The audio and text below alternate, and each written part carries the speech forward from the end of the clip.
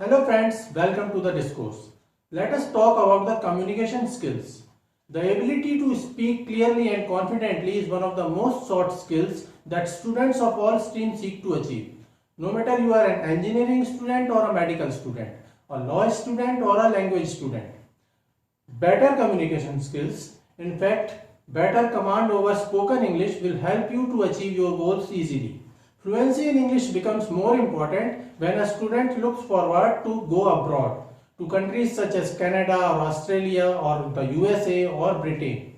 Even within India, if you are living in North India or Western India or in Central India and you are looking forward to go to South India for education or for jobs or for business prospects, then the best way to facilitate yourself is to learn how to speak in English. It is important because English is our official language. Now, just like dancing or writing or singing or any other skills, there are certain techniques that can help a person to get a better command over spoken English. Today we are going to discuss some such techniques that can certainly help a person to be able to speak in English properly and with fluency. The first technique is to speak, speak and speak. There is no magic wand, no magic potion that can make you fluent in English within a moment. It is a gradual process and it takes time and it takes a lot of practice. The more you practice, the better you become at spoken English. Make such a friends group in which everyone is enthusiastic towards learning English.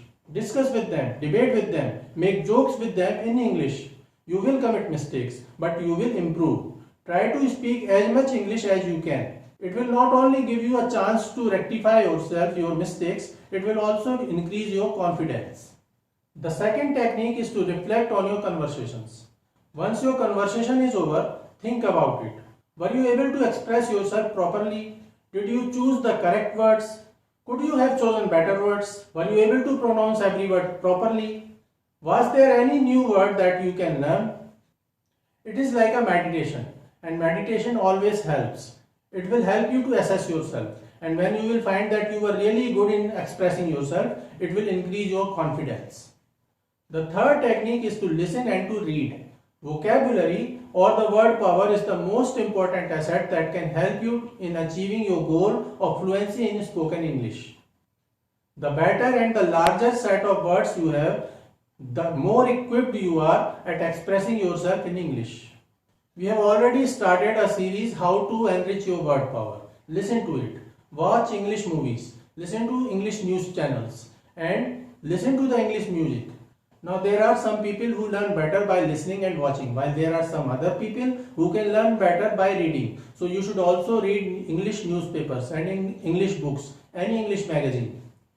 In fact, we are going to start a new series in which we will discuss about the English literature. We will discuss British literature, we will discuss American literature, and we will also discuss Indian English literature. We will not only talk about the books, we will also discuss the plot and the summary of those books.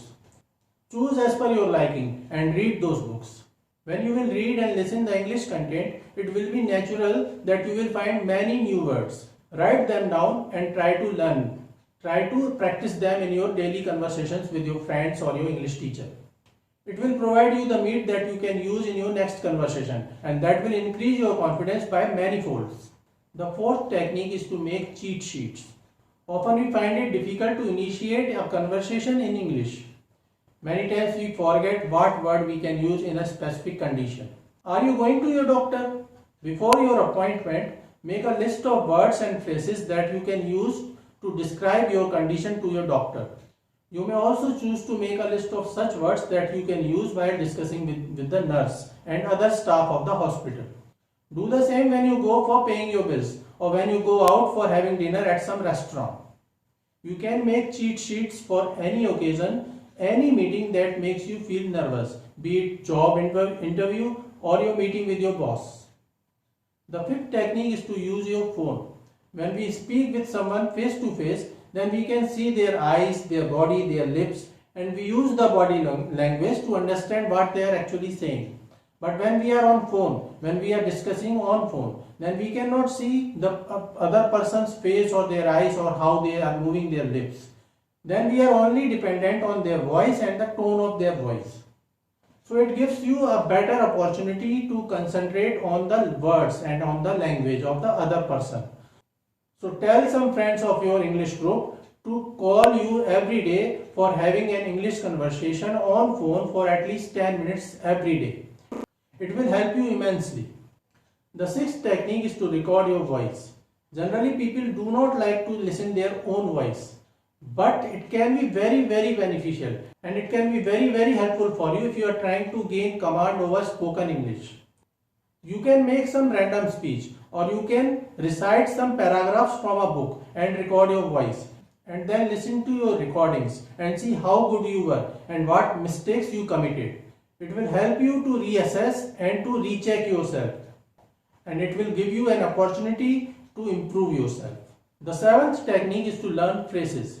We often seek new words. We seek their synonyms, their antonyms, and while doing so, we often ignore such phrases that can be easily used in our day-to-day conversations.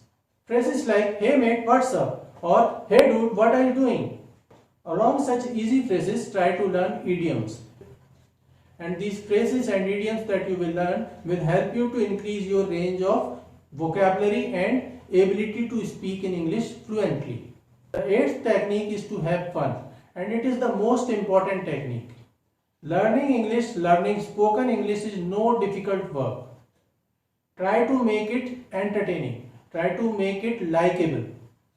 Watch English movies, create an interest in English songs, read good English books, and along with all this, play some English games.